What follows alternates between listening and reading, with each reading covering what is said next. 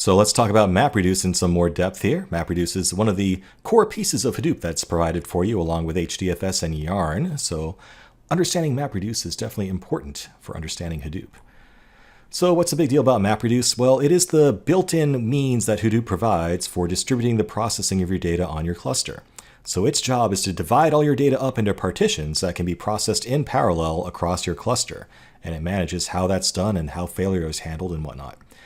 So there are basically two things that MapReduce does. One is it maps data and it reduces data. Imagine that. So what does that mean? Well, mapping is basically transforming data. So basically, as data comes in one line at a time, your mapper is transforming that. It's extracting the information that it cares about as it comes in and organizing that into a structure that makes sense for you, for the problem that you're trying to solve. So for every input line, you receive one output from your mapper. That's just extracting and organizing the data that you care about. Now the reducer is what actually aggregates data together. So you can, when you map data, you associate your data with a certain key value, something that you care about that you want to aggregate on. And we'll look at some examples of this later on to make it a little bit more real. But basically, mappers are what transform your data and reducers are what aggregates your data. And these are functions that you provide in some programming language that do whatever you want. And by being creative with how you fit these things together, you can actually solve a very surprisingly large variety of analysis problems. MapReduce also provides a mechanism for handling failure. So anytime you're dealing with a cluster, you have to deal with the possibility of a particular node going bad, a computer locking up and whatnot. And MapReduce provides means of dealing with that we'll talk about in more depth. So let's make it real with an example. Let's say we're dealing with our movie lens dataset again, that dataset that we have of users rating movies on 1 to 5 stars, and we had that 100,000 rating data set that we played with before. Let's say we want to take that data set and just figure out how many movies did each user rate in that data set. So let's say Bob is user ID 1 and he rated movies Ants, Forrest Gump, and Dumbo, whatever those movie IDs happen to be. And Sally is maybe user ID 2 and she rated The Lion King, Nemo, and Toy Story, whatever those movie IDs happen to be. So we want to figure out, okay, in the end, Bob rated 3 movies and Sally rated 3 movies. That's our objective here. So how do we make that into a MapReduce problem? Well, like we said, the first thing we need to do is transform the input data, the raw input data that we have in our data set, into a format that makes sense for us. So our mapper needs to take each line of input data, which is going to be an individual movie rating, and it will transform it into a key value pair. What does that mean? Well, the key is the thing that you want to aggregate on. So in this case, we want to aggregate the number of movies that each user watched. So our key would be the user ID in this example, right? And the value would be the movies that we're aggregating. So our mapper just needs to take each input line of our u.data file and convert that into key value pairs where the key is the user ID and the value is the movie that that user rated. And a key point here, no pun intended, is that you may have the same key happening more than one time in this output, right? So if user ID 1, Bob, rated Star Wars, which is movie ID 50, well, later on in the data set, we might see Bob again, user ID 1 rating some other movie, and Bob might have rated another movie as well. That's okay. At this stage, we can have the same key can appear multiple times, and that's actually desirable. So making it real, let's take a look at a fabricated little subset of u.data here.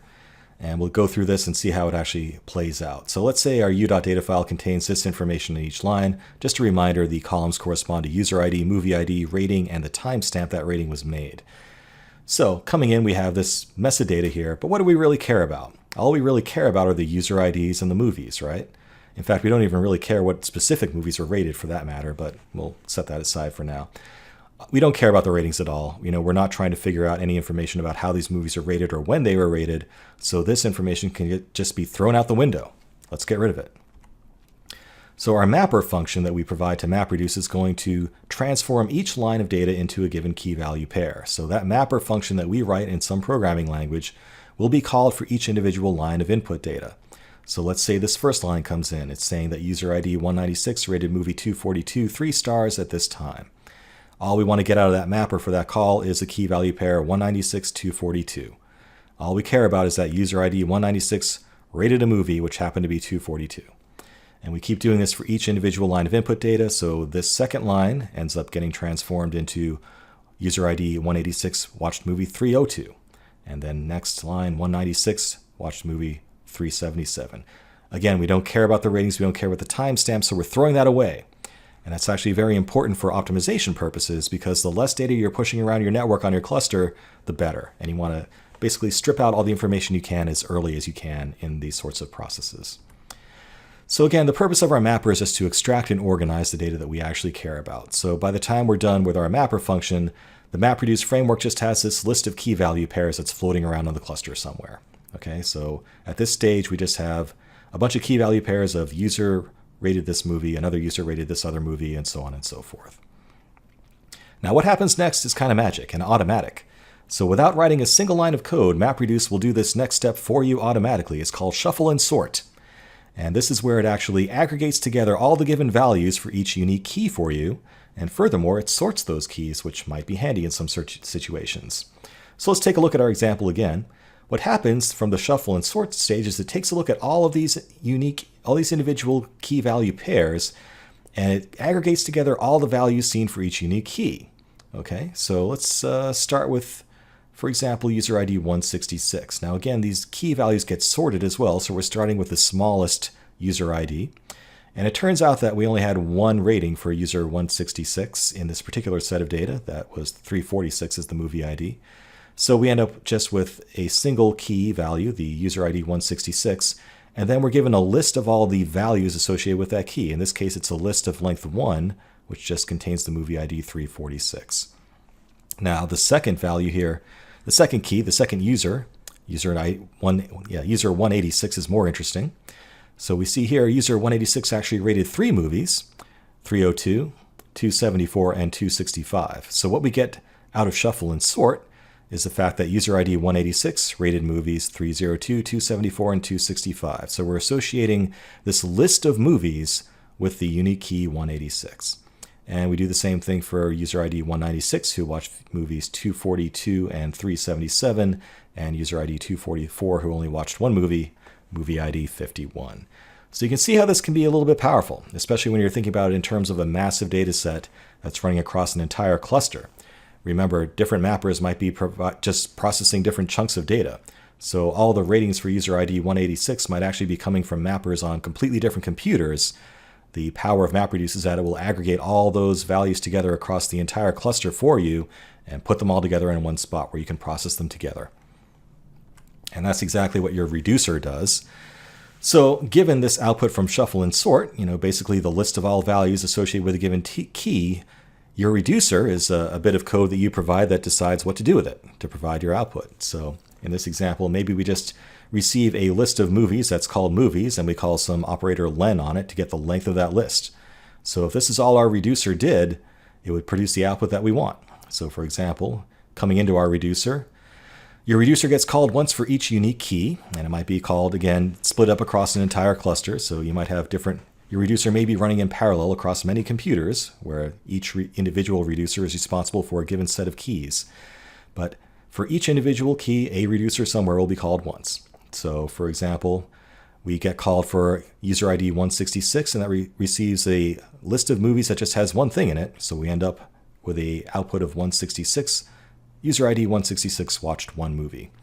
User ID 186 receives this list of 3 movie IDs, and if we just count up the number of movies, we end up with 186 watched 3 movies, and 196 watched 2 movies, and 244 watched 1 movie. So conceptually, that's how a MapReduce job would work to solve this particular problem. So let's put it all together, see it all in context. So again, we start with our raw input data. This is the contents of our u.data file from the MovieLens dataset. Our mapper transforms each individual line of that into a key value pair. So in this case, the key will be the user ID, the value will be the movie ID for each individual rating. Shuffle and sort will put together all the given movies for each unique user and sort those users for us. So we end up with this from this example, where we just have a list of user IDs associated with the list of keys associated with each, the list of movie IDs associated with each user ID. And our reducer can then process each incoming list of values, each incoming list of movies, however it wants. We've chosen to just count up how many items are in the list, and we end up with a final result of the user ID and the number of movies that were rated by that user. Now, sit and stare at this if you need to. If you understand this slide, you understand MapReduce. Okay, it's really just that simple. So hit pause and stare at this until it sinks in, okay? Now, I do want to point out, too, that you might have noticed that the actual movies that were rated don't matter. All we care about are the counts. So, our mapper could conceivably have just output anything for the movie ID as long as it's some value. All we do is count them up in the end. So I could just as easily have had a mapper that just output the key value of the user ID and maybe the number 1 or, some constant value. It doesn't really matter what it is because the actual information of what those movie IDs were just gets discarded. So, sometimes there are little optimizations you can do like that as well. All right, so that's how MapReduce works conceptually. Let's talk in a little bit more depth about what's going on under the hood in our next lecture.